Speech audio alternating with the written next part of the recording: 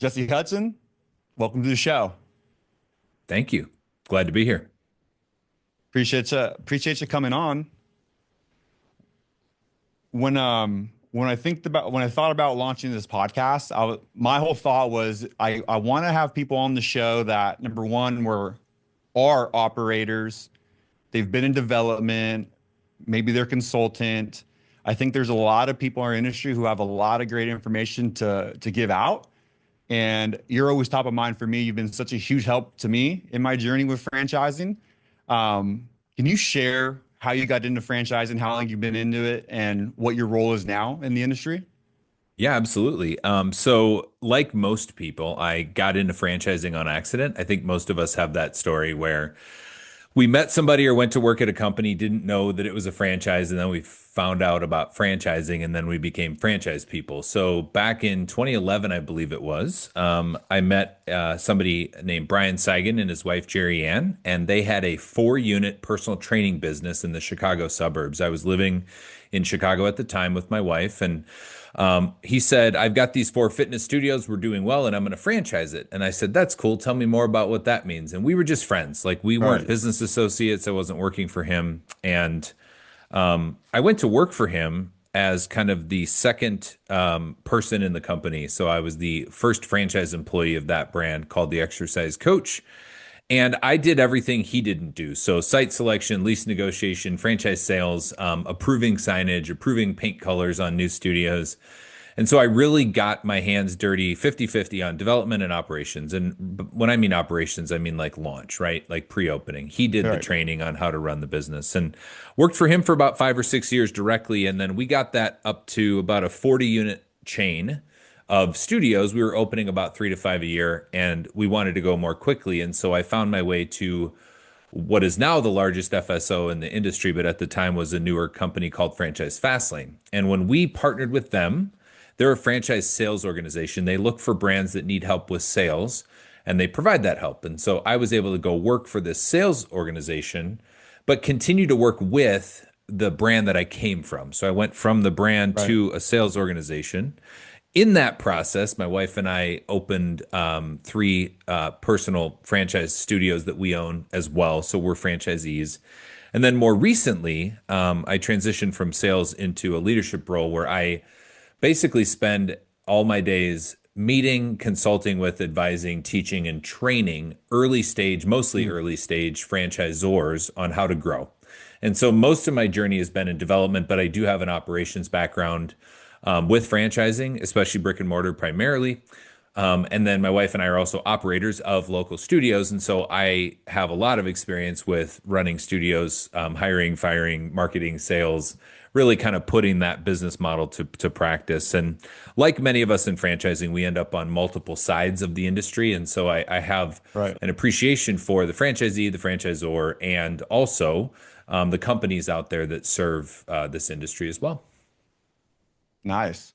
Yeah, you've Yeah. done it all, which is very interesting. And I think oftentimes too, like for those that are even considering trying to get on the development side, how Mhm. important is it from your perspective, do you think, for someone to have either operations experience or maybe even been a franchise partner themselves to be a developer? I think it's helpful. I think when you are in a franchise sales or development role, you are trying to help a franchise company find franchisees, right? That's ultimately the goal. Right. And we talk in franchise development about awarding, not selling. And some people award and some people sell and some people do a little bit of Sure. both. But that distinction really is I want to help pick the right people to join this franchise system that will be a good culture fit, that will have good capital, et cetera, et cetera. There's a lot of qualifications. And I think people who come from a non-operations or franchisee background can sometimes, although not always, see the franchise prospect as a sales prospect to be closed Sure. versus a potential partner to be vetted. I don't think it's necessarily the case that only people that have owned a franchise or been in operations understand that, but I do think it's easier and you have a little bit more of a knowledge of what they're buying themselves into. And I do think that Right. changes a little bit how you do your work. It's sort of like if you were telling somebody what it's like to be a parent, but you had never been a parent, you could tell them things that you had read or heard, right? But Right. but if you've had a kid, you're like, no, no, like the sleep deprivation is real or whatever, right? And so I do think it gives you a level of kind of I don't want to say respect, but certainly understanding about what it is. And from the prospect's perspective, if you say, hey, I've owned franchises before. Oh, so you Yeah. are an authority. You're not just a salesperson. You're not just telling me what the territory looks like or the contract says. You actually have been a franchise business owner and you are now encouraging people to follow the same path you went down, which lends more credibility to that conversation potentially as well. No, I 100% agree. And I think when it's done right and with integrity, I think you've Hmm. always done a good job of doing this because I had the fortune of shadowing you when I started my career in development. Hmm. And I always thought you did a very good job of being as transparent as possible about what it is and what it's not. Because I Hmm. do think oftentimes, like, dude, there's a ton of great brands out there, but sometimes they're not a great brand for certain people. I Yes. think oftentimes with franchising, it's people have this, I think, perception that it's guaranteed success. I think you have a higher probability of success if you run the play, follow the process. You have all the training, coaching, support, which is a whole nother Hmm. conversation. But I feel like if you don't understand it still requires work from your end as an operator, you're probably gonna fail, no matter how good the actual brand is, and potentially even in the industry. Yep. For Yep. you, like being on the operations side and being a franchise partner, what do you feel were the biggest strengths that you possess that have generated your success as like a franchise partner? Yeah, that's a great point you made about matching the brand with the person. Right. Before I answer what my best strengths are, I love talking about things that I'm good at. But I will say I had a conversation 2 days ago with somebody who was looking at opening an exercise coach, and he asked me, what are some areas that I should pay attention to that I might not be thinking Mm, about that are challenges. And I said, I don't mm, know how to answer that because I don't know what you struggle with. And he kind of like, mm. stepped back we were on a video call. And I said, we all have different strengths and weaknesses. And so some people struggle with certain things in a business where the same franchisee in the same business had no issue with it. Why is that? Because Right. we all come with our own strengths and weaknesses. We all Sure. act differently in stress. Some people hide, some people blame, some people yell, some people get discouraged and stop trying because they're no good at it, right? We all have different reactions to those things. And so the number one key, and I know this is going to sound woo woo, but it's absolutely true. The number one, almost every successful franchisee I'm aware of had a decent to high level of self awareness of what their own strengths and weaknesses were. And if things went sideways, how do they react to those things? Because in any business, Right. even if there's a playbook, you're going to have times that you're just not happy with your business, or it's harder than you thought, or an Sure. employee quits, or all that stuff. And so Yeah. the first year, my wife Amy and I had to learn, like, I have some definite strengths, I have some definite weaknesses, and so does she.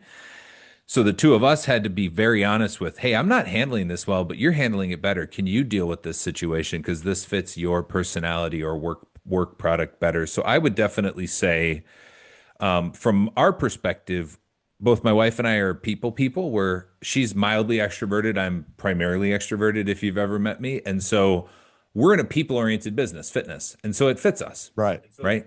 Yeah. If I bought an Amazon truck route distribution franchisor license where 90% of my day was maximizing gas mileage in trucks, I'd probably fail because I couldn't care less about that spreadsheet. Sure. But somebody from an engineering background might love an Amazon truck route business and hate owning a fitness Mhm. studio.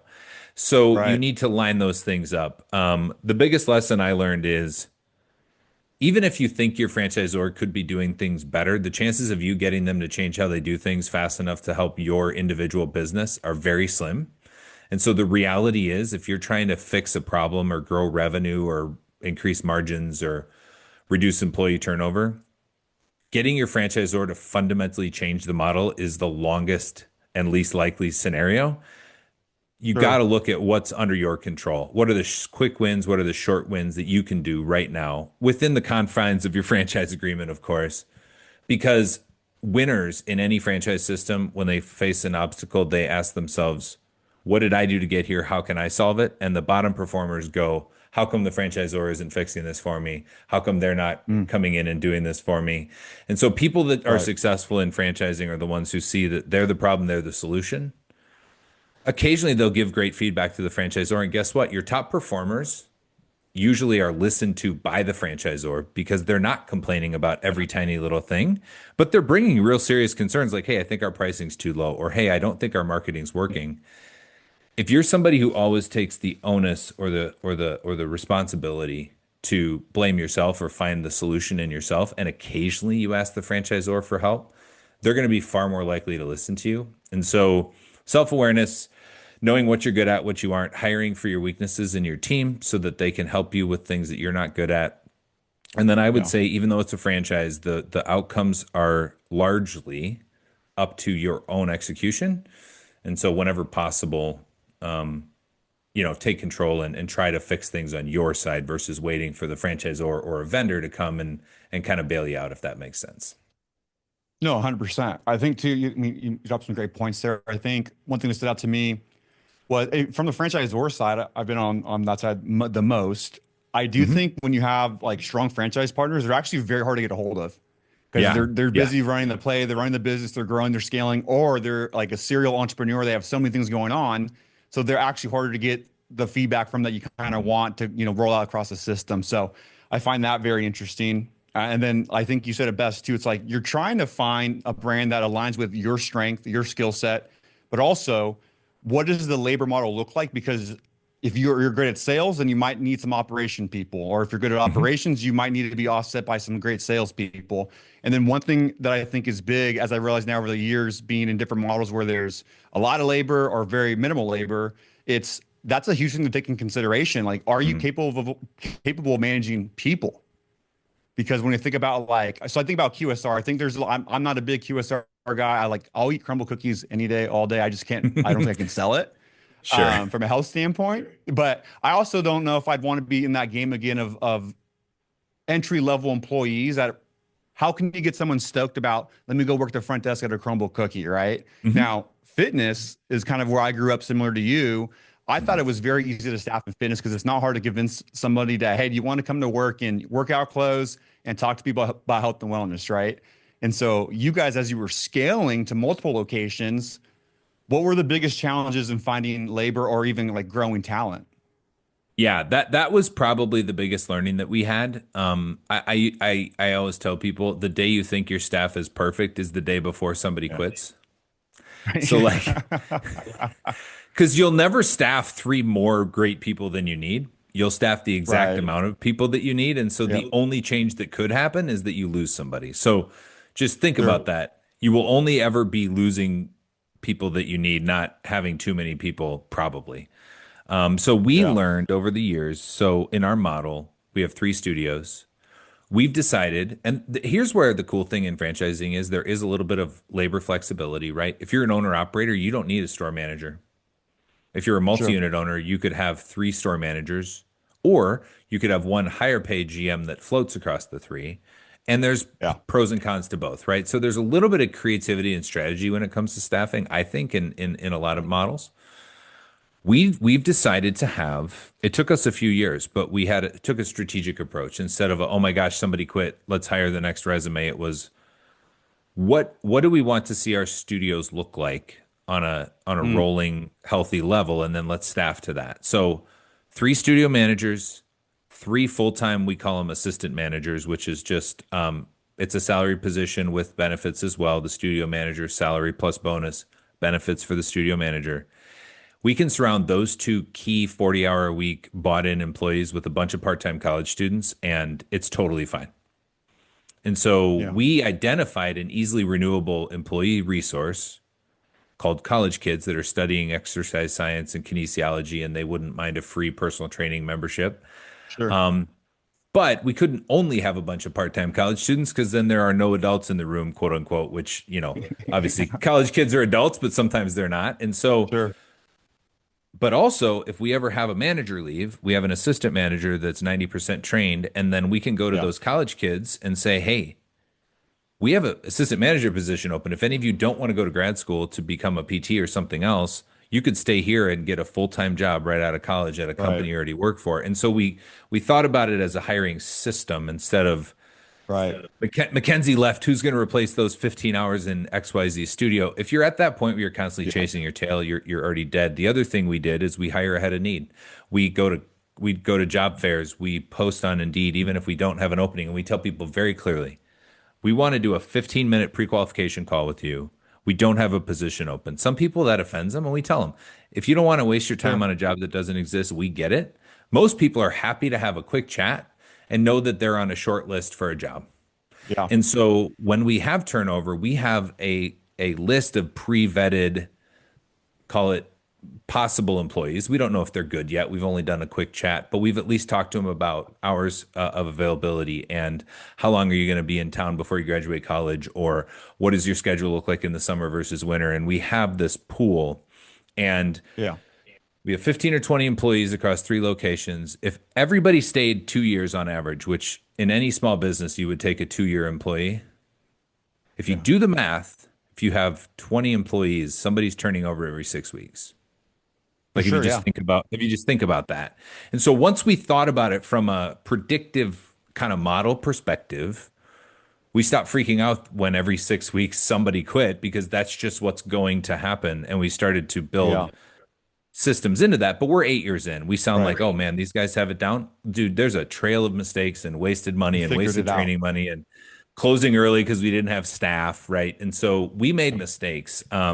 But we think of employees as a repeatable system versus Mm. how are we going to solve the 4 to 8 p.m. shift next week? It's how are we going Right. to solve in 3 months when 2 people go off to grad school? We know that's going to happen. So how do we fix that now? No, that's a great call because I think I grew up in the corporate fitness space when I first got started, and the benefit there was you had additional revenue, additional funds to go kind of staff ahead of time, right? So I'd always Mhm, have an mhm. extra 2 to 3 bodies could to basically count what you said.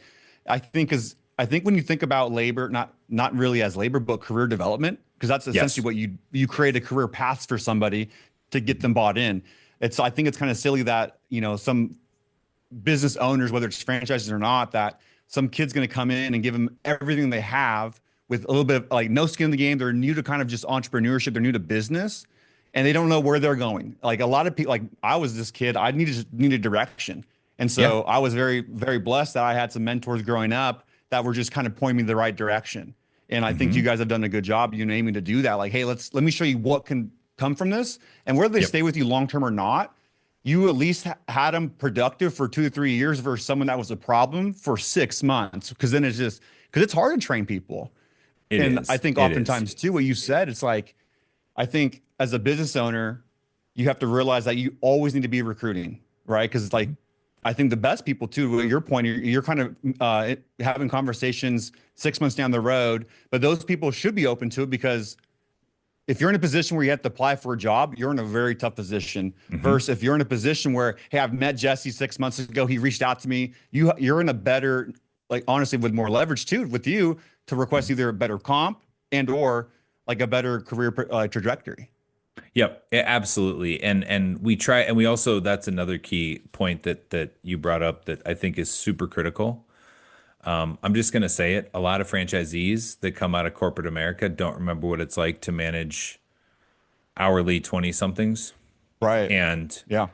they treat them like, if you're running a business division at a mid-market company and your business division is a $10 million business and you have a VP of ops and a VP of sales and a VP of legal, you have Hmm. like 6-figure white collar employees under you that are experts Right. in their field, and you're going to go open I don't care what it is, a fitness studio, a QSR, a home service concept, right? Like a turf business. Like you're going to be managing a different employee type, and you are probably not good at it because you haven't done it for a while. And the Right. level of, again, self-awareness, right? Like, and it's so hard to find good people these days. No, it's not. I have 18 great 20 somethings. And guess what? This generation isn't lazy. I'm finding the good ones. It's not hard to find good. Right. If you're somebody that they want to work for, the one thing this younger generation will look at is a boss that they don't like, that gives them the ick or something like that. And they go, you know what? Nope, Yeah. I'm not in on that. Right. They check the vibe of Yeah. a place and they won't put them, they have better boundaries than previous generations were just like, oh, thank you, sir, for a job. They're not like, thank you, sir, for a job. They're like, hey, man, I'm going to work really hard for you, but you got to tell me how you're going to develop me in the next 2 years. And I actually like that Yeah, because it's more of a sure. partnership versus a top down. The other thing I'll mention, I'm in a good franchise system, a very mature franchise system that has Mm, very clear training, yeah, and the product and service that we sell, the fitness product and service that we sell has a lot of automation and technology to it that makes it easier. And so yeah, as a franchisee, I get the benefit of I have a training manual, I have an LMS, I have a certification board at corporate office. So a yeah, lot of if I was just an independent fitness business, I'd have to go out and find somebody that already had a personal training certification and then deprogram whatever I didn't like from that certification and hope they didn't steal my clients. And so when you buy into a good franchise with good training systems, your hiring mhm, becomes hiring great people, not hiring great people and also having to transfer the knowledge of your industry. Because hopefully, if you bought a yeah, franchise, that company already knows how to transfer that knowledge. And so, but the franchisor is not going to come in and teach me how to hire well. That's not their job. Their job is to teach right, my hires how to train clients well. And so I already yeah, have that taken care of. So the franchise takes pressure off of me in certain very difficult scenarios that I'm not an expert in, yeah, so that I can then focus on the things that they don't do well. And so whenever you look at your business, there's things the franchisor should do and only should do. There's things hmm, that franchisees should do and only should do. And if yeah, you're trying to do things the franchisor should do, if they're trying to do things that you should do, that's where a lot of that dysfunction takes place. And as a franchisor, you need to know what type of people should I be selling this to? Like, yeah, I need to screen for the qualities that make somebody successful in my brand. And in my current role, advising franchisors, I make them talk to me about what's your unique selling proposition as a brand and who do you want to buy your business? And let's yeah, write all of your materials and copy and content around that because you cannot untrain a 50-year-old who has as a franchisee who has 50 years of experience doing things in a way that doesn't work for you. You have to screen to some degree for people who are going to be successful in your business. And that's not just how much money do they have, but it's also like what type of personality do they have, what type of leadership skills, et yeah, cetera. So there is that franchisor has to be good at this. Otherwise, you're just going to yeah, be dealing with a lot of folks that maybe shouldn't have bought your business because it doesn't fit for them. And for so it sure. is definitely a two-way street as well.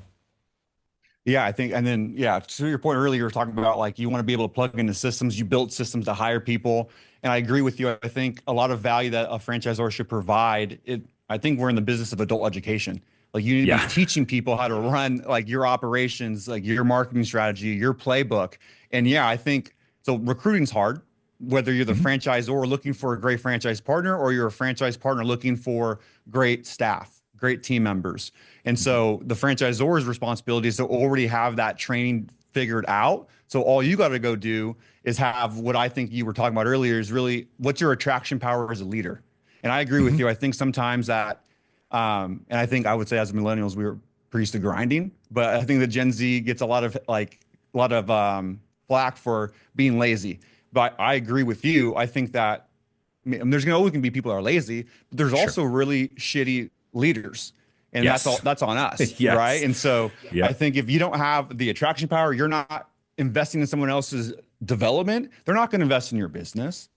And Mhm. so it's just this two-way street. It's a part, and the same way I talk about when we're bringing on franchise partners, like, hey, this is a two-way street. Like, there's gonna Yep. be a lot of things that I'm responsible for that I want to deliver, but there's also what you need to deliver, and it's playing with the system, following the system. And I don't know if I took this from you or probably Bobby. It's like you can either buy a car or you can build a car. And so franchising, you're buying the car, but what the car needs is the gas, and you're the Mhm. gas, right, Mhm. as the franchise partner. And then your job is to go figure out premium unlead to get your team members in there, right? And so I agree with you. I think great franchisors need to have great training already in place.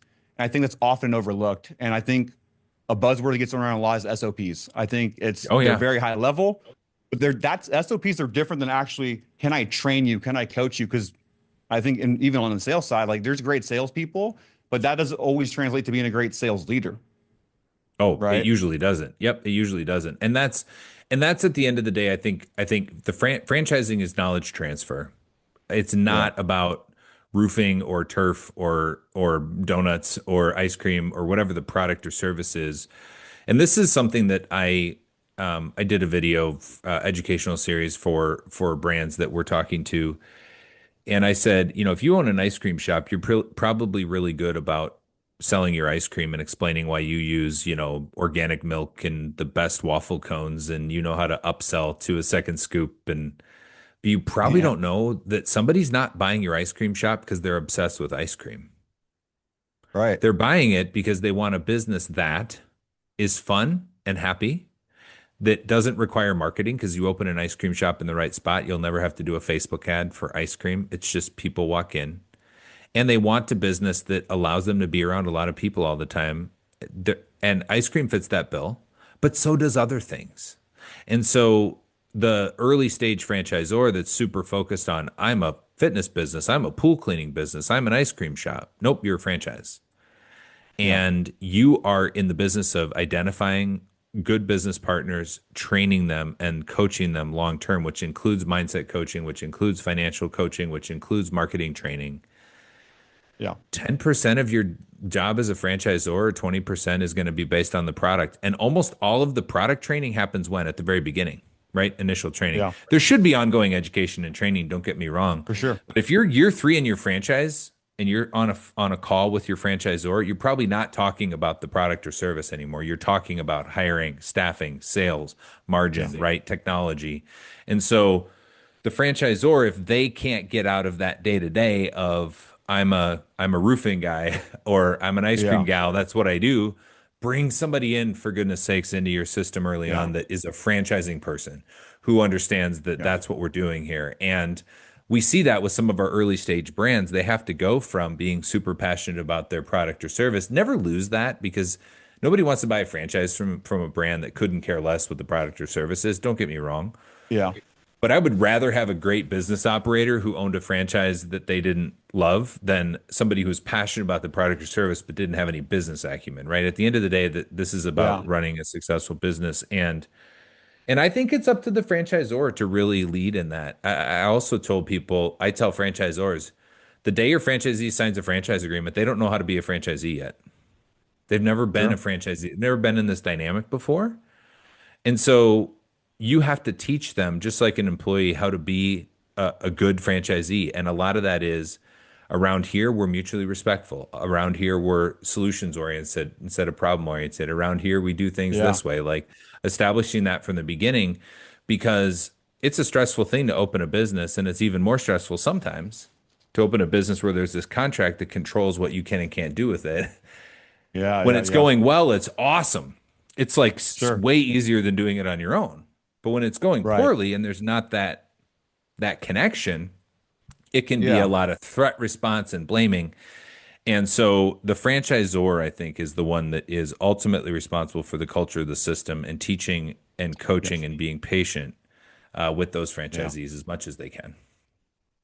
That's a great call because I think there's probably some franchisors that are afraid to have their own mission, visions, and values because it's like, well, these guys are getting out of quote unquote like white collar corporate America because they don't want to Hmm. be told what to do. They don't want to be managed. But I think there's a difference between being managed and coaching, building culture.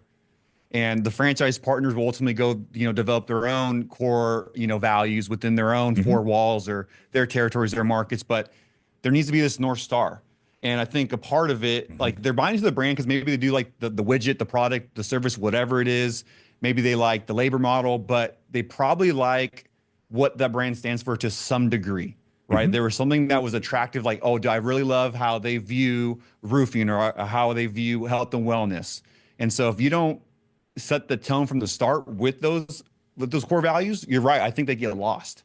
And then they start trying to do their own thing. And now you just create this divide because I think you're Yes. right. It's like, well, when things are going great, what's the franchise agreement? When things are going poor, hey, this is what was in here. Like, it gets too legal. Yeah, and I have found through my experience that the franchisors that are pretty transparent, not too transparent, but pretty transparent, tend to have an easier time of this. Mm. I remember Brian with Exercise Coach. He at a conference one time he said, when we are dealing with situations and issues with franchisees that are not necessary, it is distracting our corporate team from doing other things for everybody else. Yeah. Yeah. Yeah. And he was just like, I just want to tell you, I love hearing from all of you, and we're here to solve problems, but there's certain things that are not a problem that we get Yeah. asked about all the time, like the color of the background on a Facebook ad. And when we have to get on a call to discuss that, we're not working on the next piece of equipment or the next Right. national partnership. And so we want to hear from you, but we want to hear from you about high leverage things that you're going to actually then go and put into practice. Because so many Yeah. franchisees Yeah. just want to talk about and complain about something and then they got it off their chest, but they don't actually want to do anything about it. And so think of it like if you're, if you're a parent, if you're not, you can picture this bringing a family of five, three or four kids, whatever, on a vacation, and one or two of those kids just constantly wanting to do something that nobody else wants to do and begging and complaining and crying about it, and it ruins everybody else's trip because we're trying to go in a certain Mhm. direction, we're trying to accomplish a certain thing, and there's one Yeah. person that just has something that's kind of stuck in their mind or in their craw. And so I think being transparent as a franchisor, saying we love you all, but here are three ways that our system is behaving right now that are Mhm. causing us challenge. And so just reflect Yeah. on these three things. And if any of these three things resonate with how you think you might interact with us, just think about it. That's all we're asking, right? And that boundary setting and then sort of explaining to each other the way that you're feeling about situations. Again, it sounds Mhm. woo-woo, like, oh, just follow the system and make money. But I think managing that dynamic as a franchisor and putting that in place. And then I think, look, franchisees will run through a wall for a brand who cares about them and treats them with respect, but is also willing to put appropriate boundaries. Because let's be honest, the top performers, to your point, you can barely get a hold of them, and they sure as heck feel Yeah. sometimes like I'm paying more royalties than anybody else, and I don't even need these guys half the time. And meanwhile, these bottom performers down the street are constantly, Yeah. pulling attention from them. And so you have to think about it as a franchisee more than just your business. It's everybody's business. And the franchisor Mhm. is a business. They need to be profitable too. Like they need to be Yep. solvent. Yep. And so in the best case, this is all a big like, a kumbaya circle, right? Yeah. In the worst case, it's a bunch of people that are only looking out for themselves. Sure. And I don't think most franchisors, when they start a brand, are ready for that emotional leadership that's going to take place. And that's Oh, yeah. something that I don't think there's an easy solution other than be a good person, help others, listen, be honest, be transparent as much as you can. And that goes back to the culture thing because corporate America sometimes feels super non-transparent. You don't know what your boss thinks about you. You don't know what your colleague thinks about you. You don't know when the next round of layoffs are going to come. Quarterly report Right. comes out at your business and revenue's down. But nobody's going to tell you until right beforehand that your bonuses are being cut. Like there's no transparency. You get into a small business and you're hoping to be your own boss, follow the system, and have a good working relationship with your franchisor. And I think that the organization should try to provide that to those franchisees. 100%. And I do think what you called out too was like the franchisor, there's two businesses, right? There's the product service widget, so that they'll always be Hmm. forward thinking and making sure that they can go deliver better than the competition. And then there's Yep. a franchisor side of the business, right? Where you're adult education, training. And oftentimes I think there's a misconception that every franchisor is just this big bloated organization with hundreds of Sure. employees. And from what I've seen, that's usually not the case. So you can run it pretty lean if you have good systems, you have good processes, you have, your training dialed in, because now you're just getting great operators and hopefully you're vetting them the right way to just plug into that. And so to your point, there's these, if you get into a situation where a franchise partners just wants too much, they don't have the right perspective, they're pulling you away from actually continuing to push the ship and drive the ship forward. Yeah, and But that's if you have a bunch of people that have, in the ship analogy, right? Everybody's got a yeah, paddle and they're all pulling in different directions. sure. And then you got the guy at the front screaming at him. Yeah, Yeah. and that's how it can feel sometimes. And look, I mean, business ownership is hard even with a franchise because when you're a business owner, it's on you to be good at that and good at a lot of different things, right? And so Yeah. franchising makes it much easier. But the day you sign the franchise agreement, you're not a business owner yet. You're somebody who's signed a franchise agreement. Like that's Yeah. all you've Yeah. done. You've signed an agreement. You All bought a you've done. territory. You don't own a business. You certainly don't own a successful business yet. You can and you should, and there's a lot of ways to do that. That first year, there's a lot of soft business ownership skills that your franchisor is not responsible for teaching you. Just being very Yeah. transparent, how to be a good boss, how to be a nice, how to go to a chamber of commerce event and do a good job. They're not going to give you a training on that, right? You do have to bring just some basic level of curiosity. And look, don't be afraid to Google things. Like my wife, I have a finance background. My wife had never looked at financial. She has a teaching background.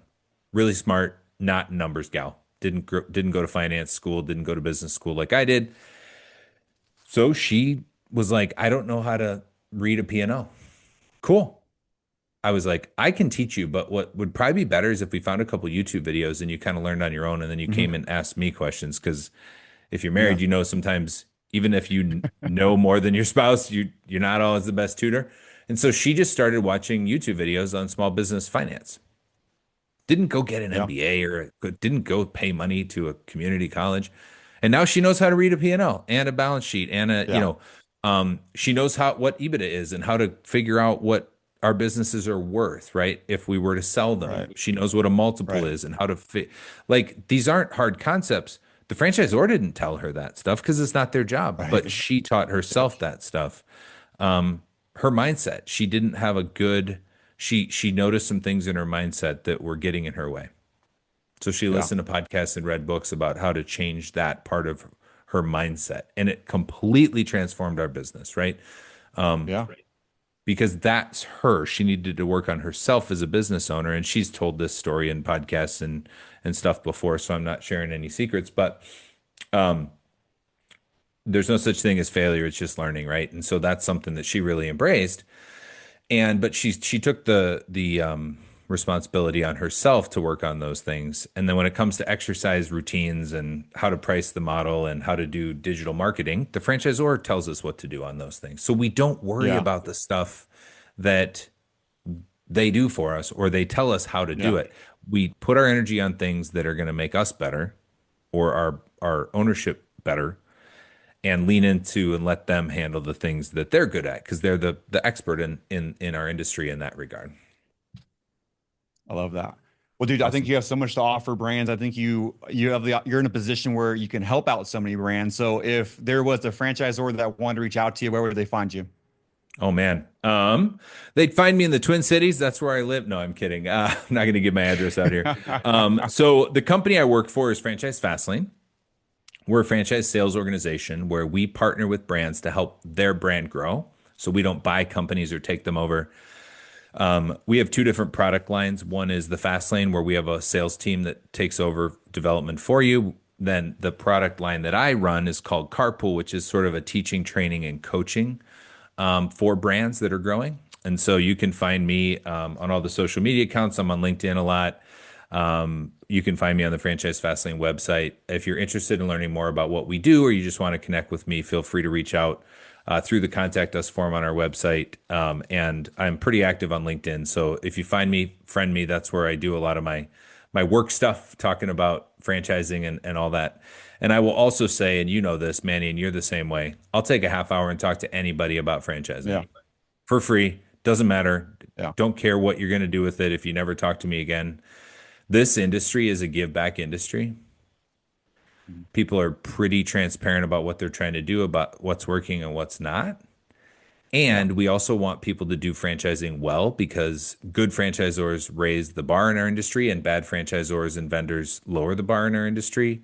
And so I'm sure Manny would say the same thing. And a lot of people in our industry, if you're curious about franchise ownership, if you're curious about is my business ready to franchise, call one of us. We'll give you 30 minutes. I'm almost positive because that's just how we roll. And this is a great example of it. So thanks for having me on. I really appreciate it. Yeah. Thanks, brothers. Always enjoy our conversation. So thanks for taking the time. Yeah. And congratulations on all you're doing. I'm really proud of you. Appreciate it, man.